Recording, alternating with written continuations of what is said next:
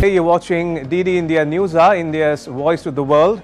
I'm Ramesh Ramachandran. Coming up in the next hour. Violence escalates in Iran protests. Reuters cites Iranian official putting death toll at 2,000.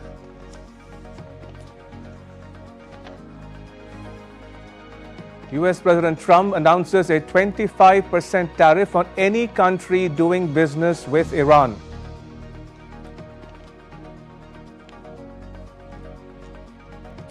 Anti-Hindu atrocities continue in Bangladesh. 28-year-old Samir Kumar Das found hacked and stabbed to death. India launches website, logo and theme for its BRICS Chairship in the year 2026. Logo symbolizes inclusivity, dialogue and shared growth.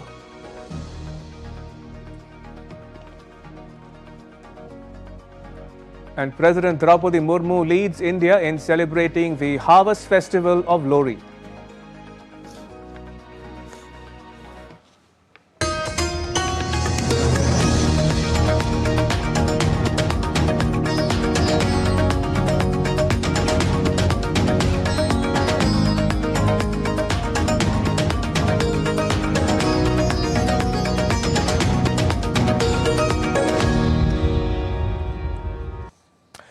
The situation in Iran is rapidly changing. Reuters news agency reported, citing an Iranian official, that about 2,000 people, including security personnel, have been killed in 2 weeks of nationwide unrest.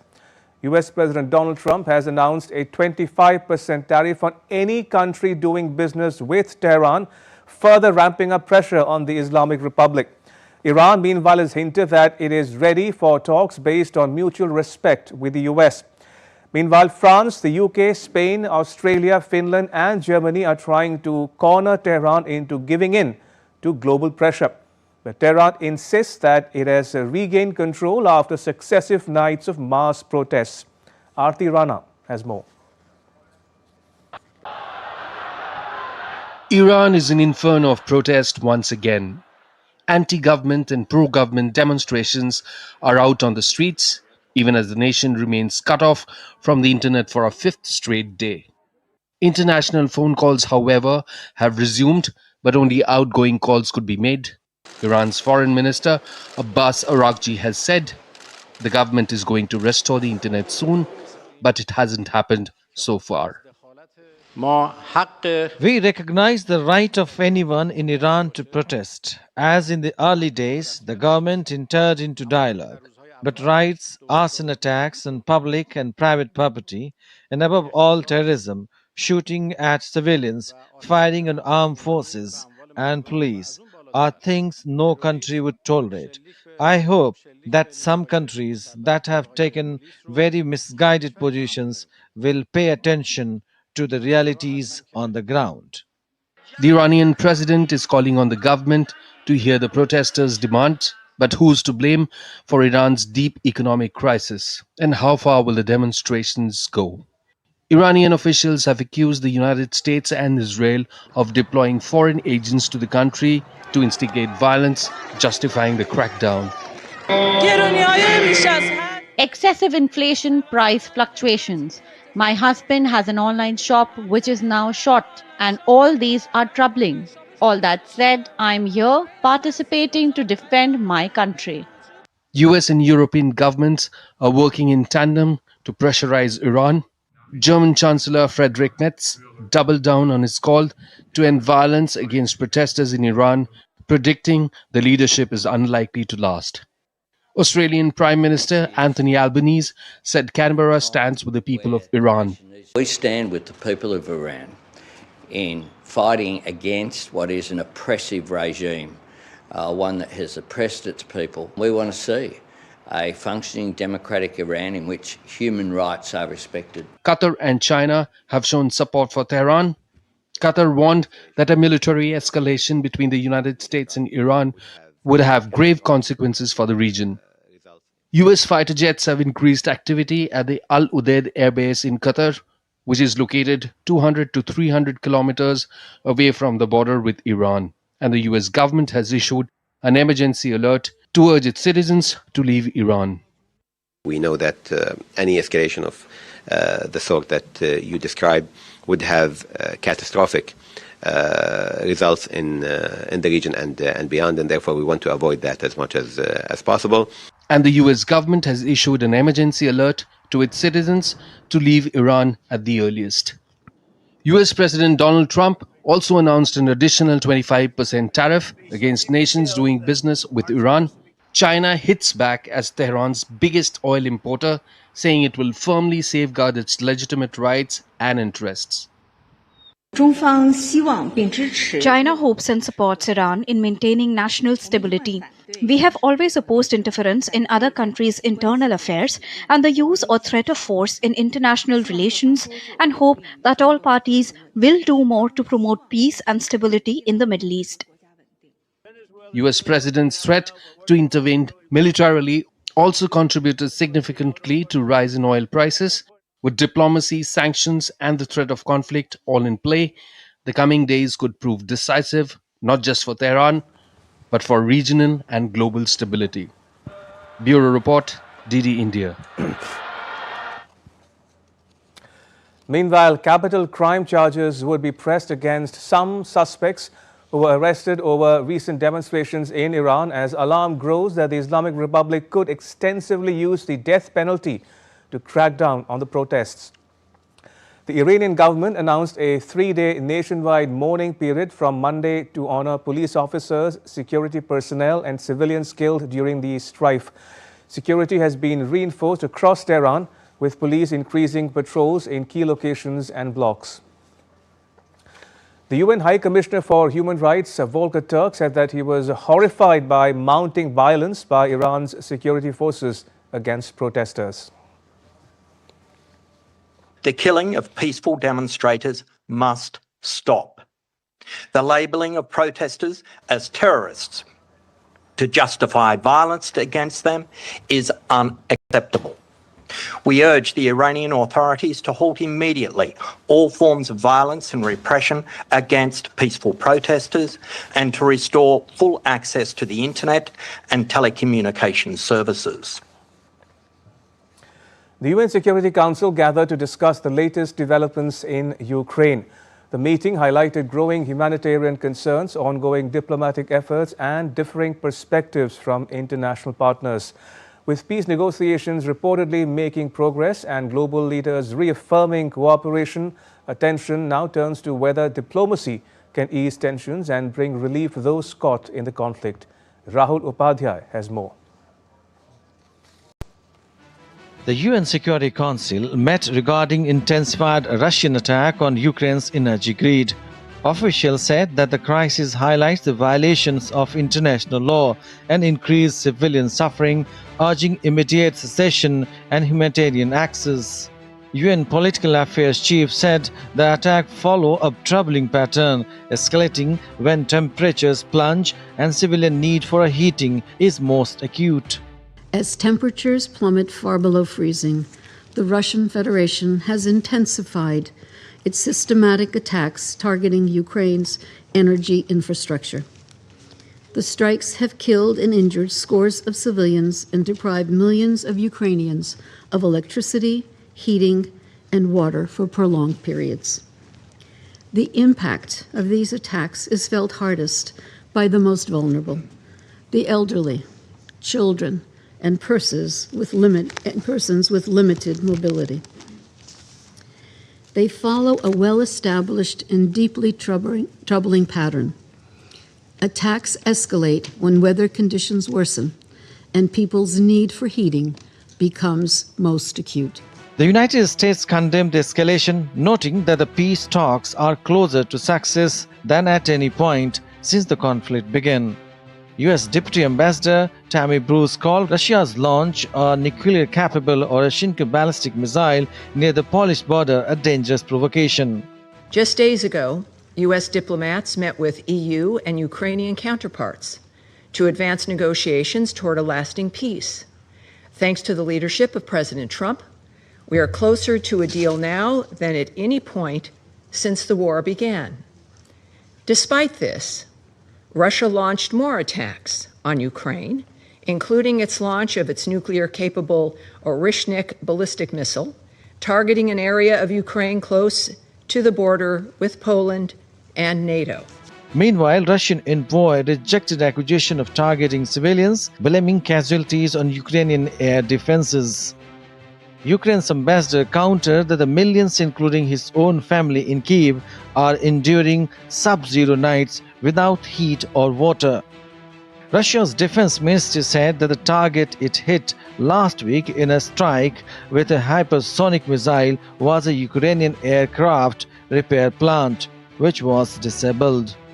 In Washington, German Foreign Minister Johann Waderfuhl met the U.S. Secretary of State Marco Rubio to reinforce transatlantic unity amid Russia's war in Ukraine. Waderfuhl reaffirmed Germany's commitment to NATO defense spending targets and has stressed the importance of collective security. Wir fordern das Regime auf. We Germans, we Europeans need reliable partners in Washington. That was also the topic of my talks with Marco Rubio today. Just as the United States needs us as a partner, our partnership is strong, we are capable of action, and we are determined to further expand this partnership. That is why our joint commitment to a just peace in Ukraine is crucial, because there too, people are fighting for freedom and for the freedom and values of Europe and the United States. This also shaped our talks today as we realized that we are on the same side of history, on the same side of values, and on the same side of interests. With peace negotiations reportedly making progress and international patterns reaffirming cooperation, the focus now turns to whether diplomacy can ease tensions and bring relief to millions caught in the conflict. With Rahul Upadhyay, Syed Afsarul Hassan for DD India. Atrocities against minorities in Bangladesh continue to raise serious concerns even as the country prepares for a national election and faces mounting criticism over governance and reforms. Atrocities against Hindus in Bangladesh continue to raise serious concerns as a 20-year-old Hindu auto rickshaw driver, Samir Kumar Das, was beaten and stabbed to death in Feni district on Sunday night, adding to a growing list of violent incidents involving members of minority communities. The attackers fled with a CNG auto rickshaw. Police say the investigations are underway. We are heavily invested emotionally, politically in Bangladesh. It is India which walked the extra mile in 1971 and stopped the persecution and the torture which was being inflicted on the then people of East Pakistan and created Bangladesh. So we have a history which I do think the Bangladeshis would also be cognizant about. अभी Bangladesh government ने जो wrong रास्ता पे जो जा रहा है ये गलत है, सही नहीं है, इसको रोकना गवर्नमेंट का कर्तव्य है. Meanwhile, as Bangladesh prepares for its general election, gender disparity has drawn criticism. Of the 2,568 candidates in the fray, only 109 are women. Women's rights groups have accused political parties and the Election Commission of failing to ensure meaningful female representation. On the other hand, Transparency International Bangladesh has criticized the interim government led by Mohammad Yunus over 8 recent ordinances, alleging reforms were weakened by bureaucratic interference. TIB said a lack of consultation and resistance from vested interests have undermined transparency and accountability. Violence, exclusion, and reform setbacks are putting Bangladesh's governance under sharp scrutiny ahead of polls, with killings of Hindus raising serious law and order concerns. Bureau Report, DD India.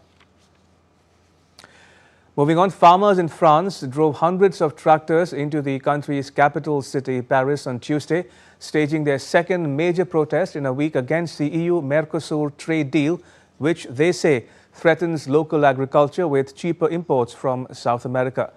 Mercosur, a Spanish acronym for the Southern Common Market, is a South American trade bloc formed in 1991 by Argentina, Brazil, Paraguay and Uruguay to promote free trade and economic integration. The protests, led by a powerful farm union, comes amid months of unrest in France and across the EU over the proposed agreement and broader domestic grievances. Police estimated that 350 tractors joined Tuesday's demonstration, with convoys converging near the Arc de Triomphe and outside the French Parliament.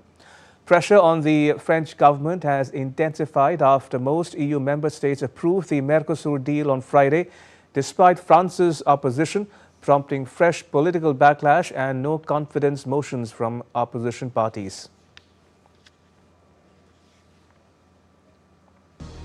Still to come on DD India News Hour. The Indian Army Chief warns Pakistan, says that Operation Sindoor is still ongoing. India to launch a Responsible Nations Index to assess countries by responsibility, not power. And India takes part in a meeting on critical minerals in the US. More on that after the break.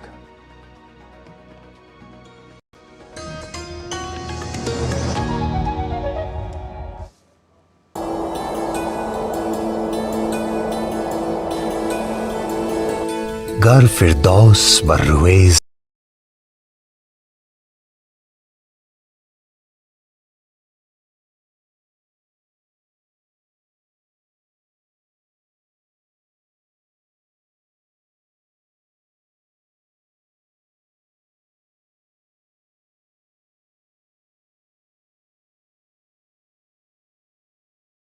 ज़मीं است. One of India's Jharkhand will mesmerize you with majestic nature, rich heritage and colorful culture. Hello. Johar. It fits perfectly. Thank you. Full workout हो गया. Ready?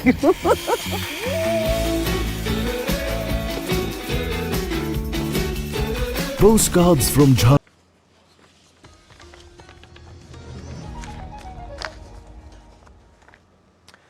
Welcome back. You're watching DD India News Hour. I'm Ramesh Ramachandran.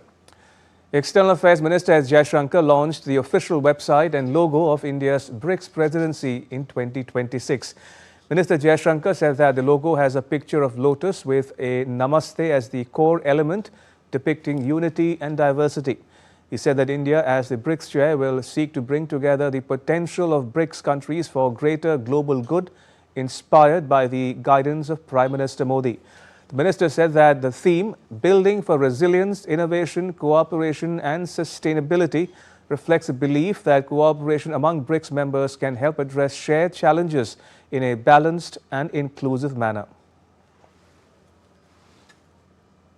The theme underscores the importance of strengthening capacities, promoting innovation, and ensuring sustainable development for the benefit of all. The logo that we unveiled today reflects this approach.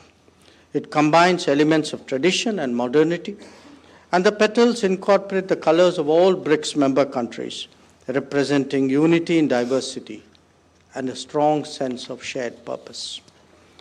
The logo conveys the idea that BRICS draws strength from the collective contributions of its members while respecting their distinct identities.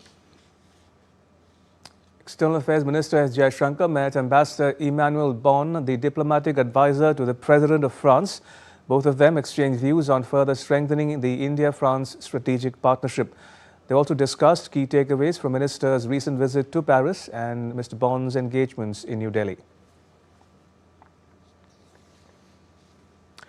In an oblique warning to Pakistan, the Indian Army Chief, General Upendra Dwivedi, said that Operation Sindoor is ongoing and any future misadventure will be met with a decisive response.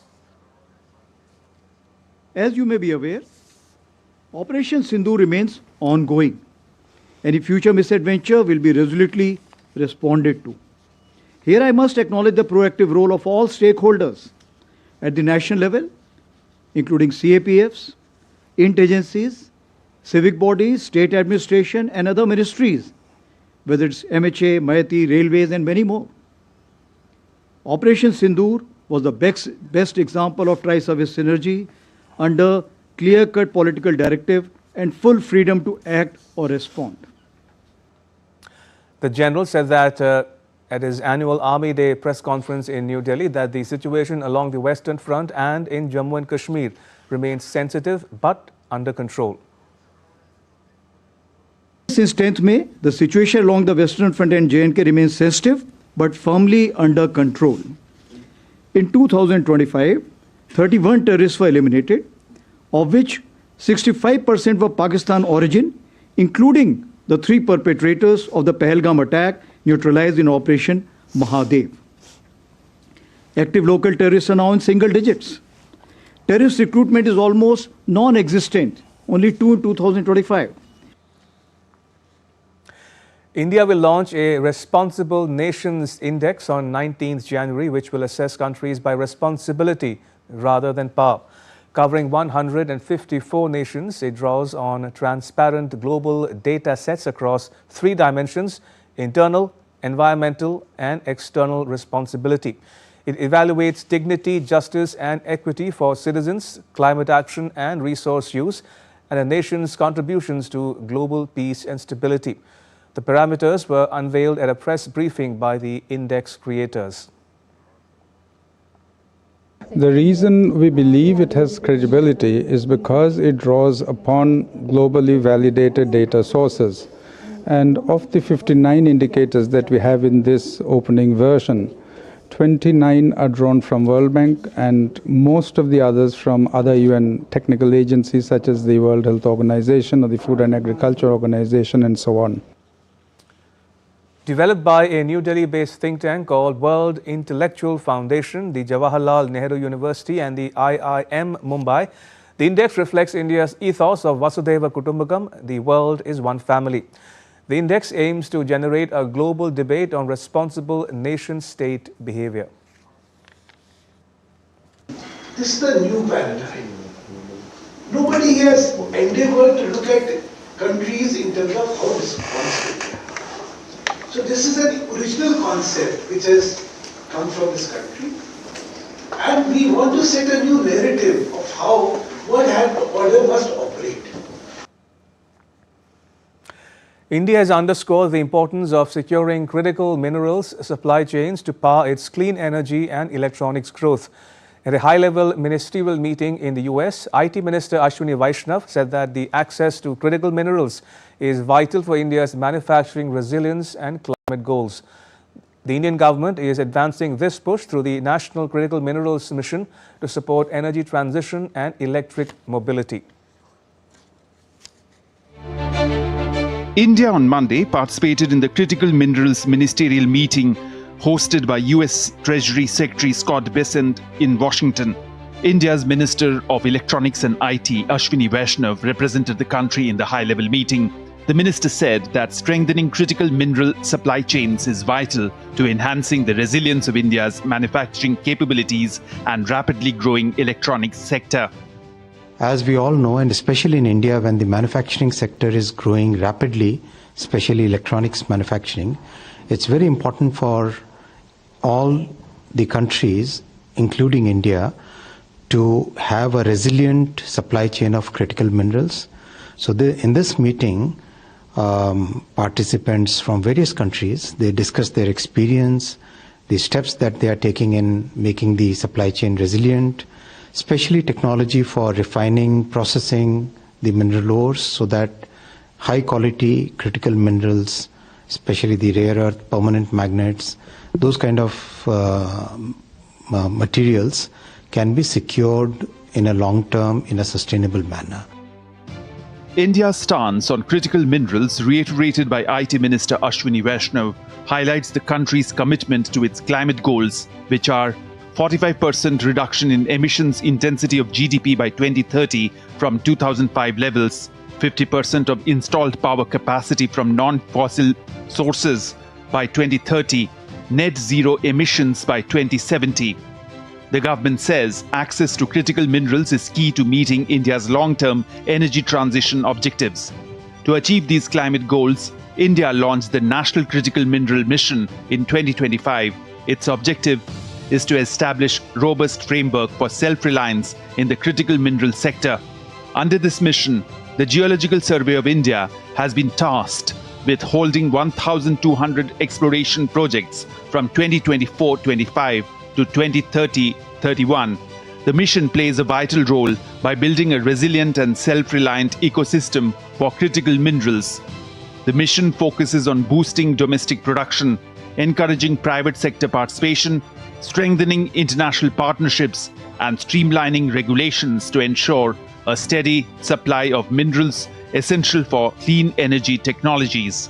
The mission aims to secure India's critical mineral supply chain by ensuring mineral availability from domestic and foreign sources. Critical minerals have immense value in terms of being used as essential components of various clean energy technologies and industries like solar energy, wind energy, and as components in the making of electric vehicles. Under India's National Electric Mobility Mission Plan, the country plans to deploy 6 to 7 million EVs, leading to increased demand for these critical minerals. Bureau Report, DD India. The Indian naval sailing vessel Kaundinya, the Indian Navy's indigenous and traditionally stitched sailing vessel, will reach Oman on Wednesday. It had set sail on her maiden voyage from Porbandar in Gujarat state. This historic expedition marks a major milestone in India's efforts to revive, understand and celebrate its ancient maritime heritage through a living ocean voyage. The vessel was formally flagged off by Vice Admiral Krishna Swaminathan, Flag Officer Commanding-in-Chief of the Western Naval Command, in the presence of Oman's ambassador and others. The INSV Kaundinya has been constructed using traditional stitched shipbuilding techniques, employing natural materials and methods that date back centuries. Inspired by historical sources and iconographic evidence, the vessel represents India's rich legacy of indigenous shipbuilding, seamanship and oceanic navigation. The expedition is expected to significantly enhance bilateral relations between India and Oman by reinforcing shared maritime heritage and strengthening cultural and people-to-people ties. The arrival of INSV Kaundinya in Muscat will serve as a powerful symbol of the enduring bonds of friendship, mutual trust and respect which have linked the two maritime nations for centuries.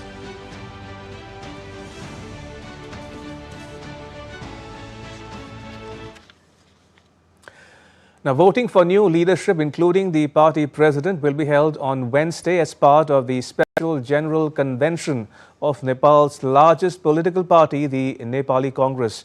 Polling will begin at 7 a.m. local time, with results to be announced after voting concludes. The convention, underway in Kathmandu since Sunday, has decided to conduct elections in line with the party's statute. Positions to be elected include 1 president, 2 vice presidents, 2 general secretaries, 8 joint general secretaries and 121 central committee members. A new 5-member election committee led by Sitaram KC was formed on Tuesday. A total of 4,635 voters are taking part in the election. Meanwhile, efforts are underway to bridge differences between party factions, with talks continuing between groups led by Gagan Thapa and party president Sher Bahadur Dioba ahead of the upcoming March election. India's growing steel fabrication and metal working capabilities are on display at the 21st edition of Steel Fab, being held from 12th to 15th January at the Sharjah Expo Center in the UAE. An India pavilion set up by the Confederation of Indian Industry highlights the country's strengths in machine tools, welding technologies, automation and fabrication services. This year, 31 Indian exhibitors are part of the pavilion, with a total Indian participation of 54 companies.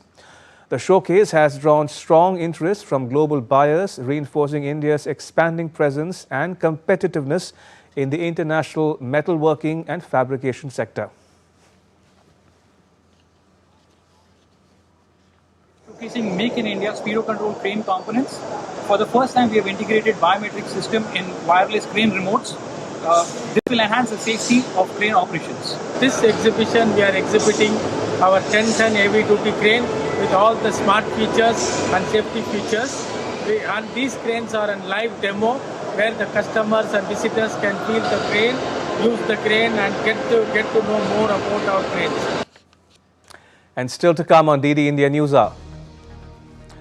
Are Iran protests reaching a tipping point? We get you an expert opinion.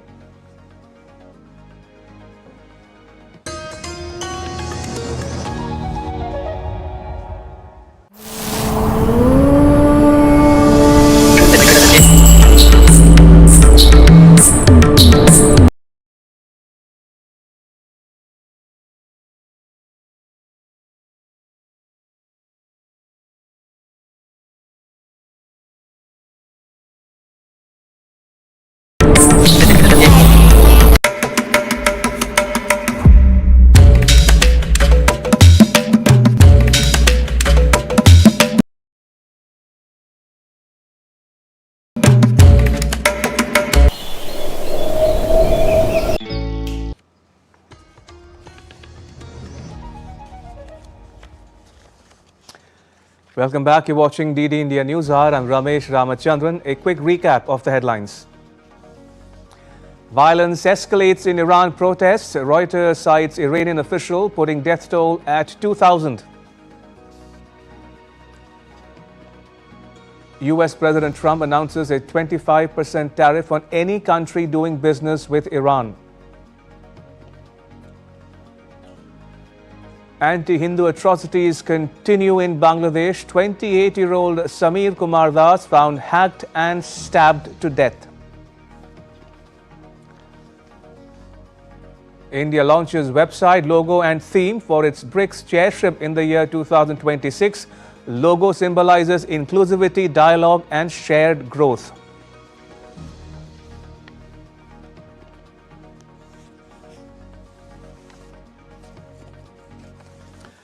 Right, going back to the top story we're tracking here on DD India News are the Iran protests. Joining us is Ambassador Anil Kumar Trigunait, a former Indian envoy to Jordan, Libya and Malta. Ambassador, welcome to DD India News Hour.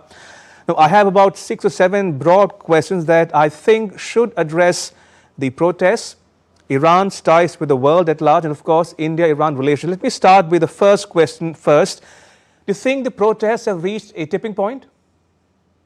It looks like whatever reports one is getting that they are declining gradually, which means that the regime has been able to inform the people that there is a bigger threat from outside. And you know, Iran is a civilizational country, despite the external interference and the internal fundamental problems of economic malaise, corruption and whatnot. Right. We are witnessing that the people are beginning to understand they don't want the country to go to the Syria way or some other countries like Lebanon and others. So they already are suffering. So I think that may be one of the reasons. Okay. But my view is that irrespective of whatever happens, the regime, there could be some internal changes that we might be witnessing. Fair enough. The next frequently asked question is the following, Ambassador. Iran has seen similar protests in the past. Now, what is it about these protests that make them different from previous ones? Well, you know, the previous protests were on limited scale except once or twice. But last time we saw the biggest was the 22 about Mahsa Amini. That was about hijab and all. And you have seen that the regime changed. They stopped enforcing hijab.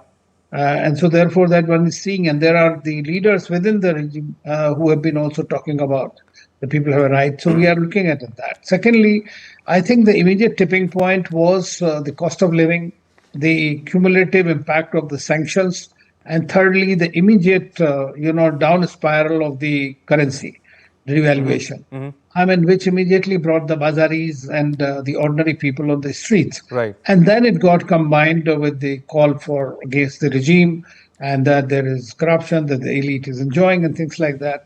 But what we are witnessing is that this time both the army and the IRGC have unified that the external threat is bigger than their domestic threat. And thirdly, the government has agreed that this is their problem and they have to resolve it.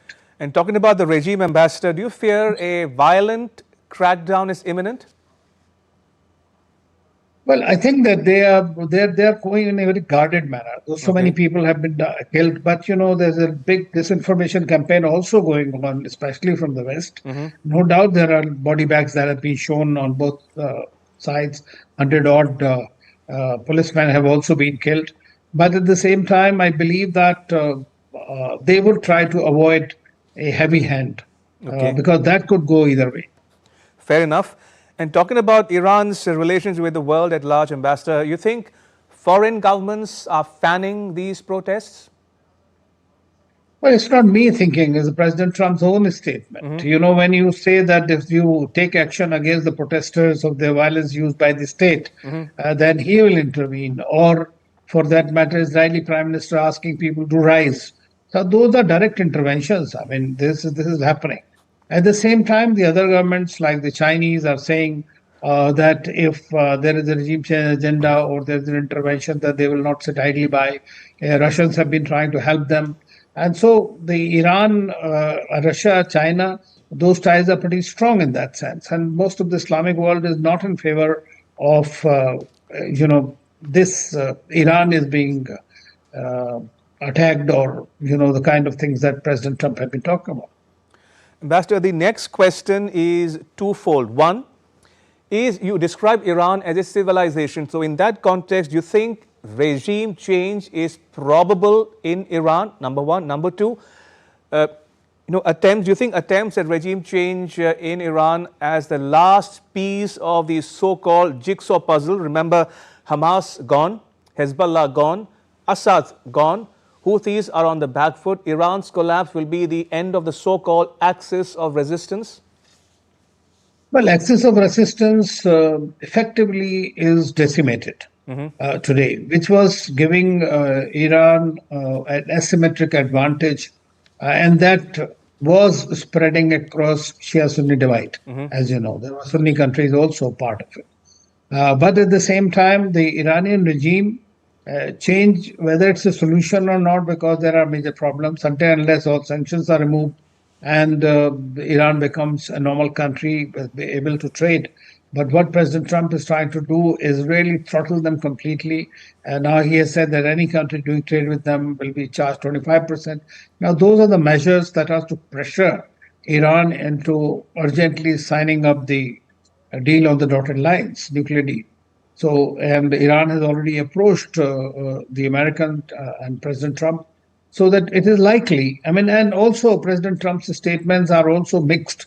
Sometimes he says that most of the people have been killed because of the stampede, for example. So that does not mean that he's directly not threatening the government or attributing the blame to the government for doing so. At the same time, he continues with his own statements, which keeps on varying from time to time. And he maintains this threat perception against the regime. And is regime change probable in your estimation, or is it like a far-fetched dream? Well, I think that there could be a change within the regime. Okay. I mean, that is quite possible. Okay, fair enough. Ambassador, looking ahead now, I mean, if things go south from here on, do you think Iran can and will race towards developing a nuclear weapon if the survival of the regime is at stake? Well, Iran openly has said that it does not want a nuclear weapon. And if you know that even the Khamenei himself has issued a fatwa against that, against the nuclear thing. So, but at the same time, now knowing that most of the countries which have the capacity to make it, and the threat that they feel from both Americans as well as from the Israelis, so I think that is the course that they might adopt. Fair enough.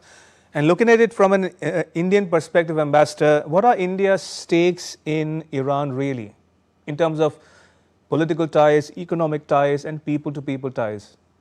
Well, as far as Iran is concerned, it's our strategic partner. It's a civilizational country, and we have a lot in common to carry on, and that's where the strength of the relationship lies.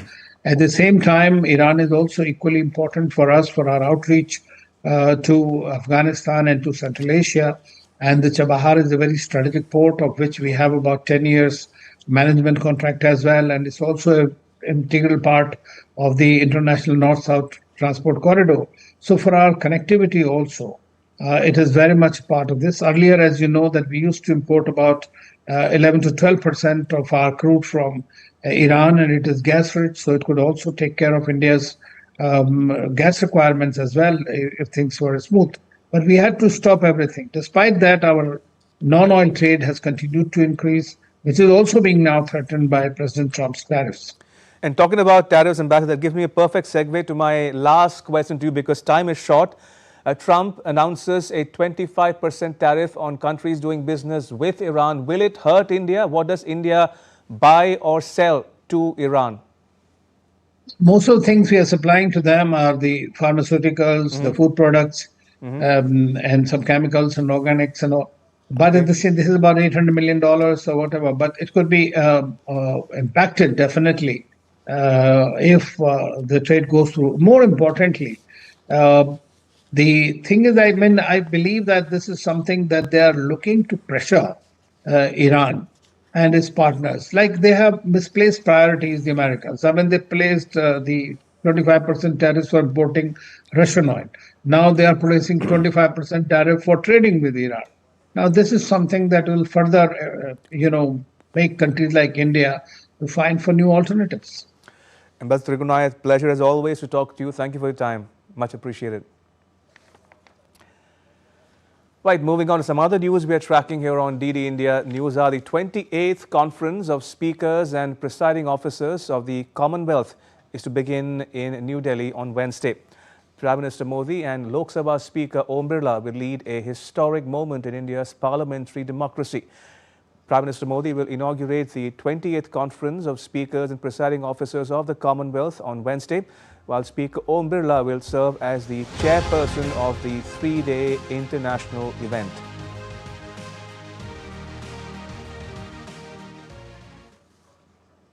The conference will bring together speakers and presiding officers from over 60 Commonwealth countries, strengthening parliamentary dialogue and cooperation. From the integration of AI in parliamentary processes to building transparent, inclusive and accountable democratic institutions, the agenda reflects a collective commitment to innovation, good governance and a more empowered future.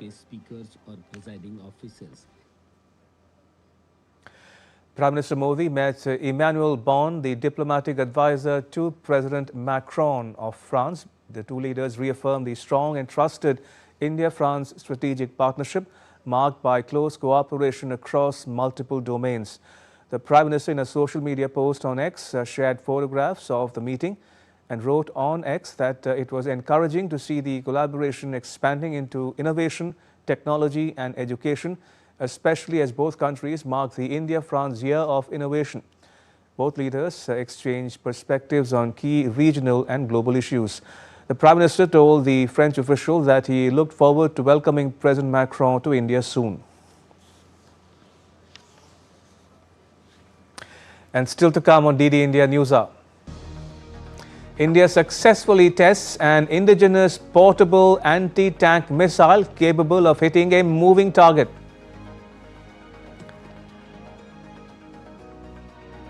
And India to face New Zealand in the second one-day international in Rajkot on Wednesday with an aim to seal the series.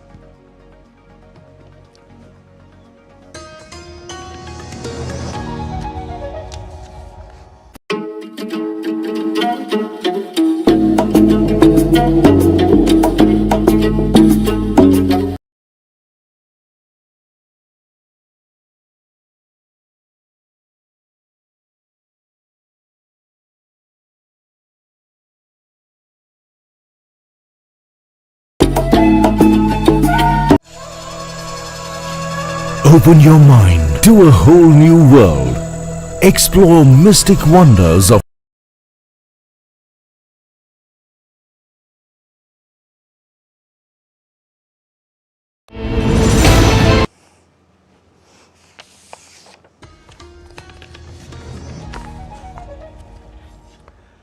Welcome back. You're watching DD India News Hour. I'm Ramesh Ramachandran.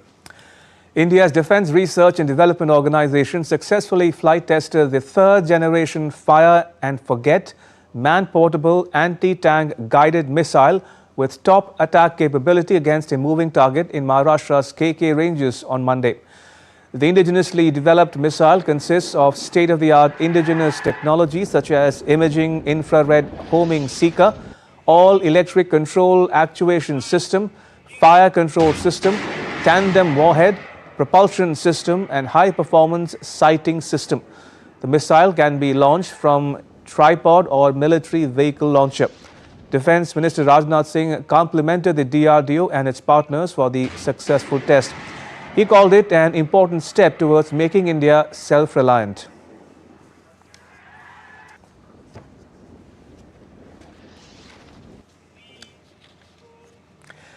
As winter peaks in northern India, the country lights up with the warmth of Lohri, a festival that celebrates harvest, prosperity and togetherness.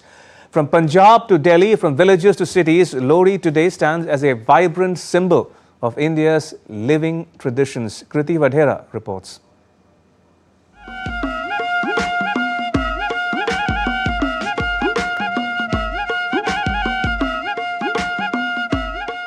Rhythmic beats of the dhol, crackling bonfires and voices singing folk songs.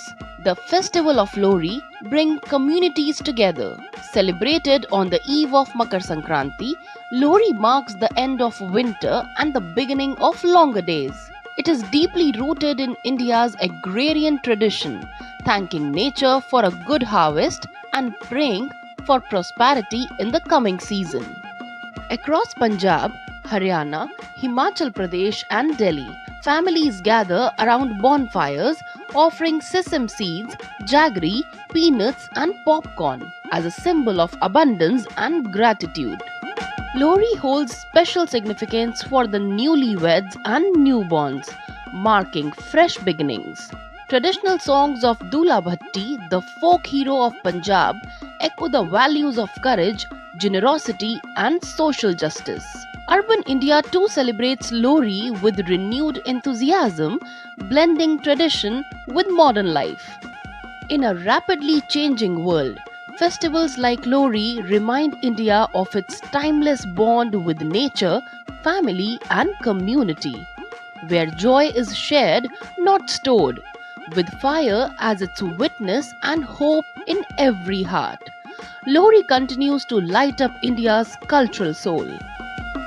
Kriti Vadhera's report for DD India. And across India's southern state of Tamil Nadu, the spirit of Pongal is already in the air.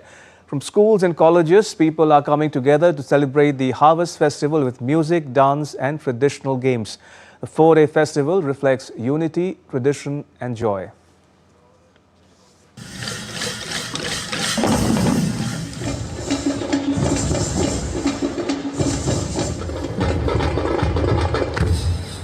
Students in Tamil Nadu's Thoothukudi district are taking part in celebrations ahead of the annual harvest festival, Pongal.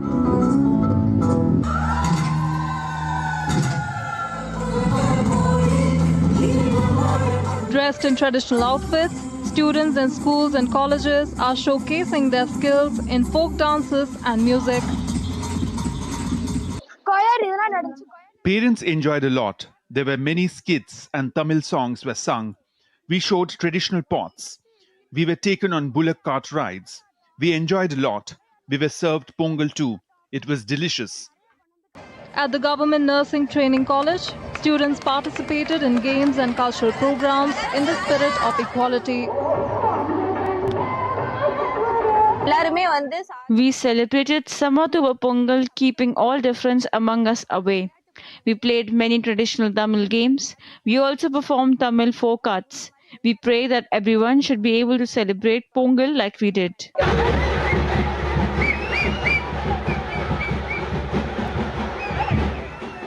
At Holy Heart College in Tirupattur, African students joined in the celebrations with equal excitement.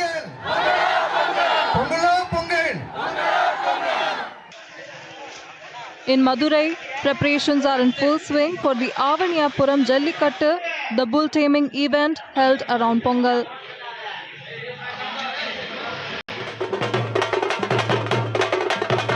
Some some foreign nationals participated in a Pongal event held at Tiruchirappalli District Collectorate.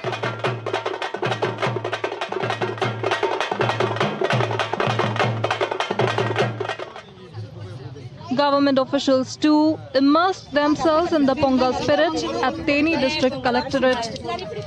The 4-day Pongal festival will be celebrated across Tamil Nadu from Wednesday.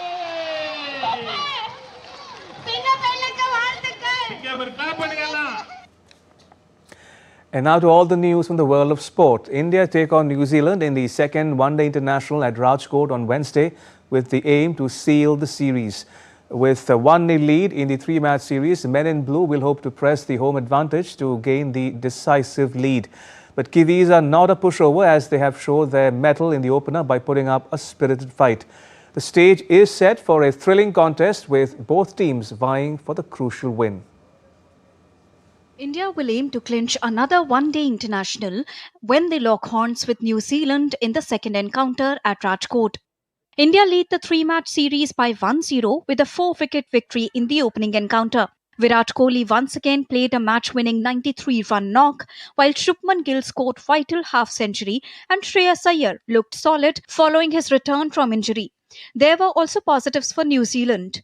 Openers Devon Conway and Henry Nicholls both slammed 50s, while Daryl Mitchell came up with an impressive 84-run knock.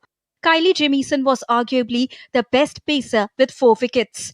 India would hope to press home advantage once again to outplay the Kiwis. The hosts suffered a setback when Washington Sundar was ruled out of the series due to an injury. The selectors have called up Delhi batter Ayush Badoni, but it is likely that all-rounder Nitish Kumar Reddy will get the nod. Overall, both the teams have played 121 ODIs, with India holding the upper hand with 63 victories, while New Zealand were victorious in 50 matches. 1 match ended in tie and 7 produced no result. In the last 5 matches, India have dominated New Zealand, winning all. Now the stage is set for an exciting second one-day as both the teams aim to gain an upper hand. Sports Desk, DD India. For Ayush Shetty, it was a baptism of fire on one of the biggest stages in Indian badminton. Facing a top-ranked opponent at the India Open proved to be a valuable learning experience. Speaking to DD India's Tapas Bhattacharya, Ayush Shetty said that the match gave him important insights and motivation to work harder and improve his game. Ayush, tough luck. First game, second game you came back strongly, but it was not enough, isn't it? Yeah. First game I gave away a pretty big lead, yeah. And second game I think I had a good start, but again he played really well, controlling the shuttle, not making any unforced errors. Yeah, I think that played a big role. You wanted the Delhi crowd to cheer for you. They did. Unfortunate, but you believe that it should have been. I mean, with more experience, you will become better, and maybe the World Championship will be a different Ayush Shetty we see. Yeah, definitely. I'll change the result in World Championship. I'll try my best, and yeah, I think I'll have to prepare more for these big matches. Right. Thank you. Appreciate your time. So that was Ayush Shetty. Absolutely, confident that World Championship will be a different ball game altogether. With camera person Vishwandu, this is Tapas Bhattacharya for DD India from Delhi. And that's all for this edition of DD India News Hour. You can get the latest news on the DD India mobile app on both Android and iOS platforms. Scan the QR code to download it. And we'll be back with more news as it breaks. I'm Ramesh Ramachandran. From all of us here in New Delhi, thanks for watching DD India News Hour.